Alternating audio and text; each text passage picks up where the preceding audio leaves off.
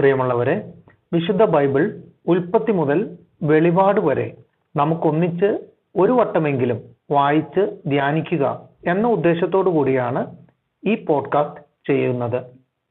ഈ ബൈബിൾ പാരായണത്തിന് നമ്മൾ ഉപയോഗിക്കുന്നത് POC മലയാളം ബൈബിളാണ്.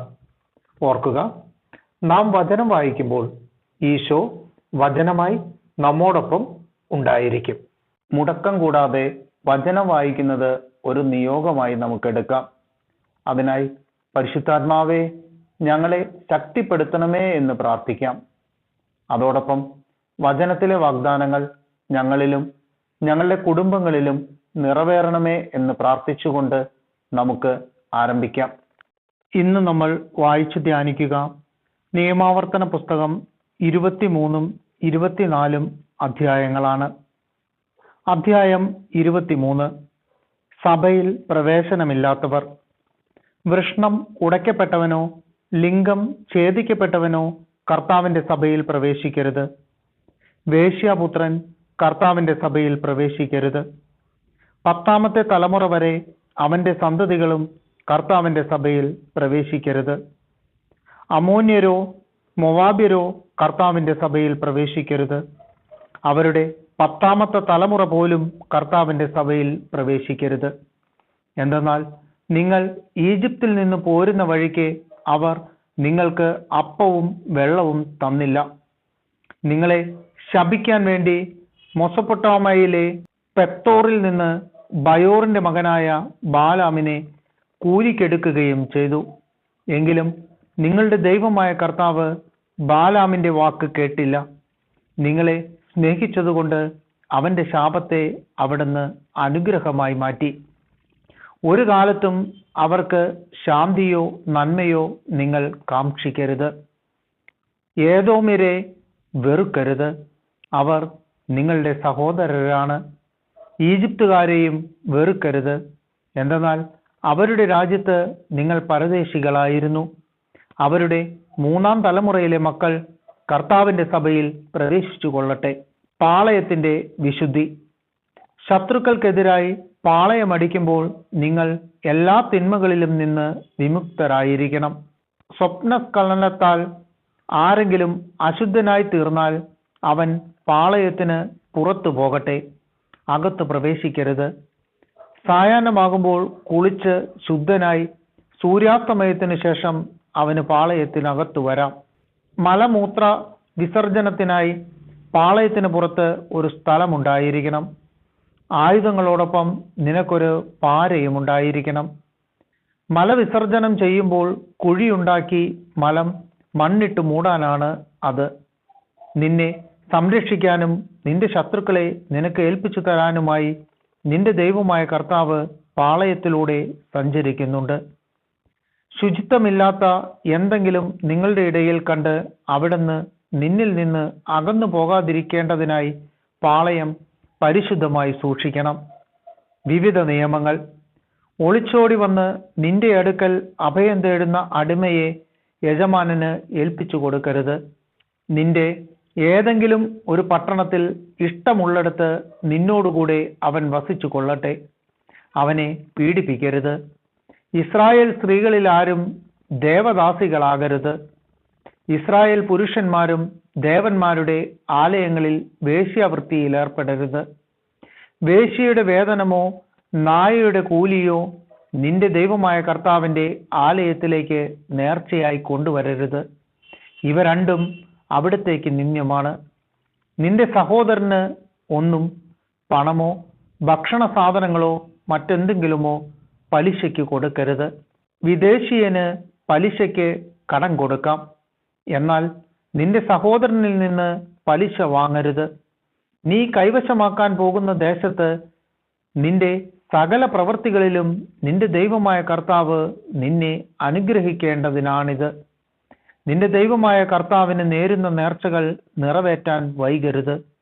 അവിടുന്ന് നിശ്ചയമായും അത് നിന്നോട് ആവശ്യപ്പെടും. നീ കുറ്റക്കാരനാവുകയും ചെയ്യും. എന്നാൽ നേർച്ച നേരാതിരുന്നാൽ പാപമാകുകയില്ല. വാക്കു പാലിക്കാൻ നീ ശ്രദ്ധിക്കണം. വാഗ്ദാനം ചെയ്തപ്പോൾ സ്വമേധയാ നിന്റെ ദൈവമായ കർത്താവിന് നേരുകയായിരുന്നു. അയൽക്കാരന്റെ മുന്തിരിത്തോട്ടത്തിലൂടെ കടന്നു പോകുമ്പോൾ നിനക്കിഷ്ടമുള്ളിടത്തോളം ഫലങ്ങൾ പറിച്ചു തിന്നുകൊള്ളുക, എന്നാൽ അവയിലൊന്നുപോലും പാത്രത്തിലാക്കരുത്. അയൽക്കാരന്റെ ഗോതമ്പ് വയലിലൂടെ കടന്നു പോകുമ്പോൾ കൈകൊണ്ട് കതിരുകൾ പറിച്ചെടുത്തു കൊള്ളുക, അരിവാൾ കൊണ്ട് കൊയ്തെടുക്കരുത്. അധ്യായം 24. വിവാഹമോചനം. ഒരുവൻ വിവാഹിതനായതിനു ശേഷം ഭാര്യയിൽ എന്തെങ്കിലും തെറ്റ് കണ്ട് അവന് അവളോട് ഇഷ്ടമില്ലാതായാൽ ഉപേക്ഷാപത്രം കൊടുത്ത് അവളെ വീട്ടിൽ നിന്ന് പറഞ്ഞയക്കട്ടെ. അവന്റെ വീട്ടിൽ നിന്ന് പോയതിനു ശേഷം അവൾ വീണ്ടും വിവാഹിതയാകുന്നുവെന്നിരിക്കട്ടെ.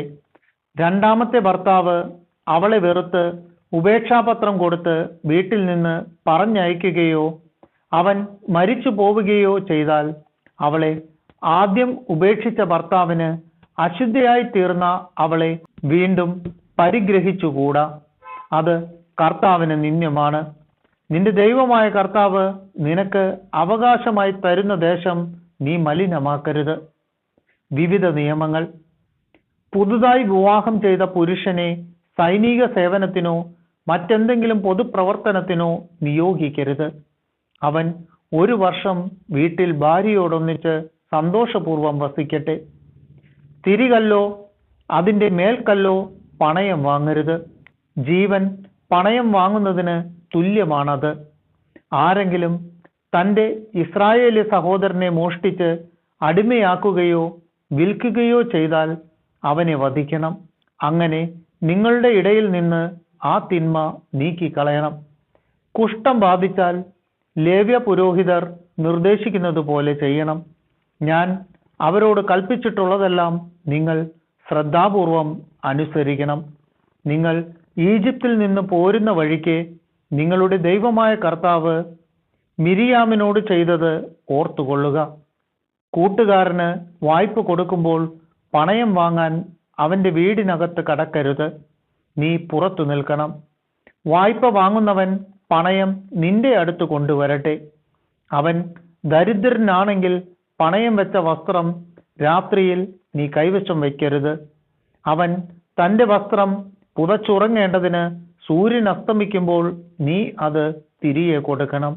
അപ്പോൾ അവൻ നിന്നെ അനുഗ്രഹിക്കും.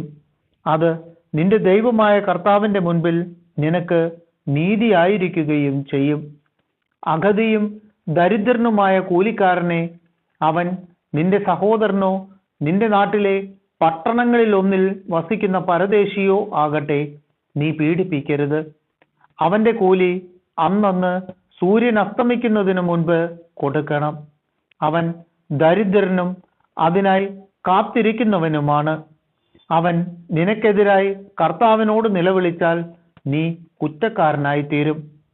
മക്കൾക്ക് വേണ്ടി പിതാക്കന്മാരെയോ പിതാക്കന്മാർക്ക് വേണ്ടി മക്കളെയോ വധിക്കരുത്. പാപത്തിനുള്ള മരണശിക്ഷ അവനവൻ തന്നെ അനുഭവിക്കണം. പരദേശിക്കും അനാഥനും നീതി നിഷേധിക്കരുത്. വിധവയുടെ വസ്ത്രം പണയം വാങ്ങുകയുമരുത്. നീ ഈജിപ്തിൽ അടിമയായിരുന്നുവെന്നും നിന്റെ ദൈവമായ കർത്താവ് നിന്നെ അവിടെ നിന്ന് മോചിപ്പിച്ചുവെന്നും ഓർക്കണം. അതുകൊണ്ടാണ് ഇങ്ങനെ ചെയ്യണമെന്ന് നിന്നോട് ഞാൻ കൽപ്പിക്കുന്നത്. നിന്റെ വയലിൽ വിളവ് കൊയ്യുമ്പോൾ ഒരു കറ്റ അവിടെ മറന്നിട്ടു പോന്നാൽ അതെടുക്കാൻ തിരികെ പോകരുത്. നിന്റെ ദൈവമായ കർത്താവ് നിന്റെ സകല പ്രവൃത്തിയിലും നിന്നെ അനുഗ്രഹിക്കേണ്ടതിന് അത് പരദേശിക്കും അനാഥനും വിധവയ്ക്കും ഉള്ളതായിരിക്കട്ടെ. ഒലിവ് മരത്തിന്റെ ഫലം തല്ലിക്കൊഴിക്കുമ്പോൾ കൊമ്പുകളിൽ ശേഷിക്കുന്നത് പറിക്കരുത്. അത് പരദേശിക്കും വിധവയ്ക്കും അനാഥനും ഉള്ളതാണ്. മുന്തിരിത്തോട്ടത്തിലെ പഴം ശേഖരിക്കുമ്പോൾ കാല പെറുക്കരുത്. അത് പരദേശിക്കും അനാഥനും വിധവയ്ക്കും ഉള്ളതാണ്.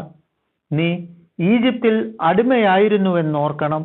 അതുകൊണ്ടാണ് ഇപ്രകാരം ചെയ്യാൻ നിന്നോട് ഞാൻ കൽപ്പിക്കുന്നത്.